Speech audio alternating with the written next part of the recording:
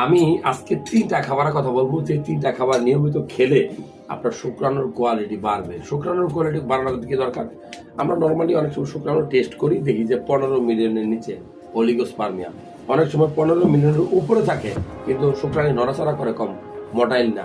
আবার অনেক সময় দেখি তো শুক্রাণুতে ইনফেকশন থাকে, স্ট্রাকচার ঠিক থাকে না। সো আপনি যদি পারেন সবসময় এই 3টা খাবার, বিশেষ করে 1টা বা 2টা কলা, 2টা বা 3টা খেজুর, তারপরে 1টা বা 2টা ড্রাগন ফল যদি আপনি নিয়মিত খান, তাহলে আপনার শুক্রাণুর কোয়ালিটিটা বাড়বে। কারণ এই খাবারগুলো আপনার শরীরে রক্ত তৈরি করবে, এই খাবারগুলো আপনার শরীরে স্টেমিনা দিবে, এই খাবারগুলো খেলে আপনার মনে একটা তৃপ্তি আসবে, পরিতৃপ্তি আসবে, টেনশন থেকে দূরে থাকবেন। খাবার কিন্তু আপনার শরীরের মূল চালিকা শক্তি। আপনি ওষুধ খেয়ে কতদিন? সো আমি বলবো যে শুক্রাণুর কোয়ালিটি বাড়াতে হলে এই খাবারগুলো খাবেন, পাশাপাশি সবুজ শাকসবজি, পেয়ারা, রাতে 1 গ্লাস দুধ, সপ্তাহে 2-3 দিন মাংস খাবেন, হ্যাঁ, ডেইলি 2টা ডিম কুসুম সহ।